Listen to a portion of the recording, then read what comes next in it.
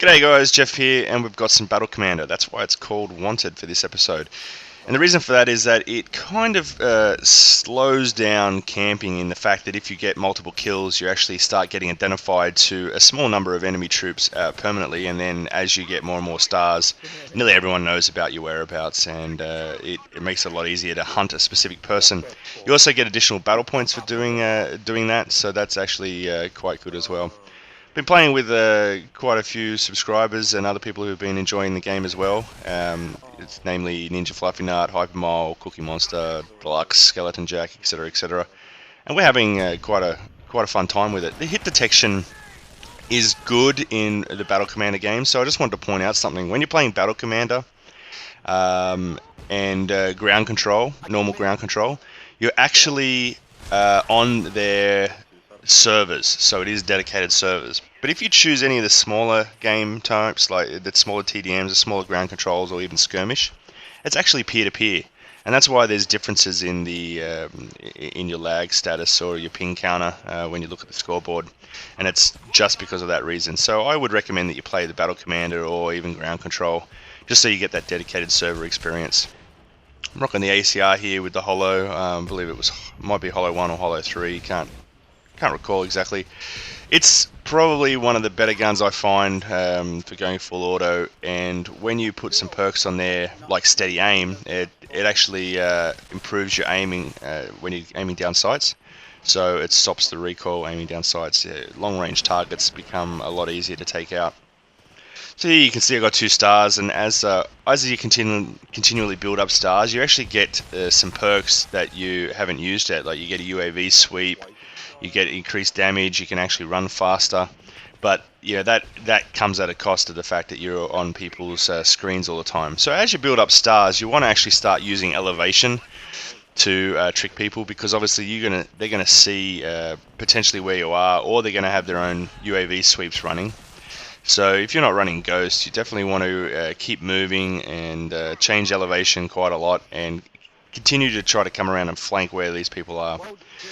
There's a mini failure there, but I tried to jump off the first time and the jump failed. But one thing that I wanted to point out is what's about to happen as well when I start getting shot at as I round the corner again, and that is that you want to be strafing towards and on an angle when you're shooting at someone, because it makes you a lot harder target to hit. Instead of the left or right of Call of Duty, Homefront's better in going diagonals, like the 10 o'clock, 2 o'clock position.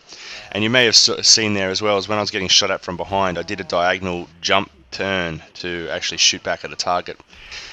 Jumping is an integral part of playing this match, and it's just with the mechanics of with the aiming and hit detection. When someone's shooting at you, especially a sniper, you can be running and jumping on a 10 o'clock or 2 o'clock position. I fouled on the grenade throw there. You can be running and jumping on a 10 o'clock or 2 o'clock position, and they're going to have a very difficult time in getting the shots into you, unless it's a lucky headshot when you're landing. I mean, the sniper rifles can fire quick enough for 2 body shots, but if you're jumping and they hit you in the leg, 1 body shot and 1 leg shot, and you're not going down, you're going to make it. So you do want to put yourself in a position where you can run to cover if you've got long lines of sight. That's just going to come with playing the game, like learning the maps, learning the lines of sight. Even though I've put a few hours into this game with the boys, there are still some lines of sight that even blow me away, and I just go, wow, like I can't believe that I got shot from that angle. But that's really to do with the fact that this is more like Battlefield and less like Call of Duty. You can see the controls are a little bit slower or whatnot, but you know what? I think this actually has a lot of playability. If you still haven't bought a game like Crisis or Homefront, you're looking for something to tide you over, I would definitely get Homefront. Alright, so jumping in the tank, I find that a lot of people aren't jumping in team vehicles in the groups that I play. It's probably because we're just scouring for our own battle points so we can launch our own stuff. But if you are playing ground control, certainly ground control, you definitely want to get into your teammates' vehicles to rack up some additional kills, keep your KD low. And if you're going to do that, because you're not driving the weapon and you don't have a full, and you may not have a full awareness of the battlefield because you're not looking at where you're driving and whatnot, you're just trying to shoot people like I'm doing here, seat ejection as a perk is probably one of your better ones, because you will end up you end up ejecting after you get destroyed, and that could put you immediately back into the battlefield. That's great for choppers. That's great for I think it's even better for tanks than ground vehicles. One thing about ejecting out of the chopper though is, even if you deploy your chute, you do have to deploy your chute. I find that if you land on something rough like a tree or even the side of a building, you will die. So I think they've turned up the realism a little too much on the parachuting side of things. So you have to actually land fairly safely in order to survive. I've ejected probably 20 times, and I've only survived maybe 5 of them, maybe even 4 of them. So you definitely want to do that. As we come up to the chopper here, I'm going to speed it up, but I wanted to talk about objectives. I mean, we've taken the first set of objectives as a team online. If you know you're going to lose that first set of objectives, it's much better to pull back and try to grab 2 points of your own, because you're going to get the 400 battle points. You might even get a few defending battle points if people are rushing it. But essentially, as you see your bar come across on the just above the mini-map, and you know you're going to lose that objective, and it's only the first round, definitely pull back, and it makes it a lot harder for the attacking team, and then it gives you an opportunity to actually go back to the original first objectives and recapture them if you happen to win round 2 and go up to a round 3. The other thing that we like doing as an attacking team is that when we see we're about to win, we really push forward, and that allows us to also take those forward line objectives. Generally, if you win the first objectives and you're quite good at that, then you can then move back to you can then move back and just defend and allow them to push forward, just to prolong the game, which we've done a few times. I've mentioned in the parrot video, but parrots and helicopters are they're needed to be run together. I'm going to speed it up here a little bit. It's a bit boring, but essentially what I'm doing is either seeing where people are running and then shooting into their line of run, or as I listen to the flags being captured, I try to put missiles through the windows, unless it's Bravo. And lastly, I shoot into their spawns and stop them from moving towards the objective. And that's the only thing you can really do unless you want to get lower. But pausing it here, I'm on fire. I see these missiles coming. I do not have seat ejection on. You definitely want to be, as you see that, now I tried to eject, but as you see that, you definitely want to hit exit vehicle to jump out and parachute. Because more often than not, when I see that happen, I live.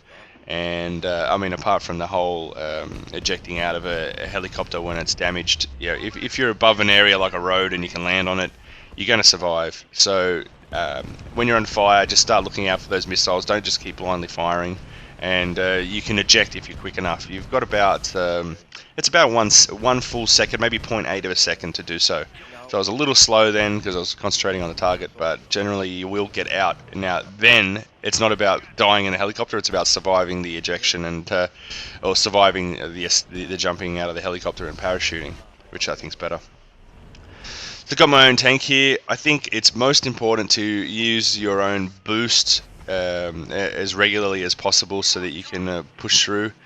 I mean, it's not a full tank, I think it's just a lav, but you definitely want to use your boost to move around, and by doing that you will negate a lot of the people knowing where you're coming from. I mean, the tank sounds are very loud, and if you've got a good headset you can definitely tell where they're at. But by using boost and moving around the map, you can cover a lot of area, you can kill off the stragglers, and you can get to objectives. Now what that guy is doing behind me is very bad, and that is, he's driving with me. The reason that's bad is because there's nothing more that I love doing than pulling out a Hellfire and getting a double vehicle kill. You just shoot the 2 Hellfires down on it. I don't show it in this match, but when you shoot a Hellfire, you need to... I noticed a lot of people actually miss, and I used to do that at the start as well, but when you fire the Hellfire, it's not fire and forget. You've got to fire it and then keep your reticle on the target in order to destroy that target. So when you see a tank or 2 tanks, you shoot them both at the tanks and guide them in. The other thing about that is when you go into your Hellfire, you see drones and people using drones because if they're laying down and using the drone, it's very easy to see them with the heat signature of their body. If you destroy that person, then you get I believe you get a drone destroy as well as killing the person. As in, I think you might even get points for the drone, which is what I'm talking about now. But you definitely destroy the drone, and then you also get points for the kill.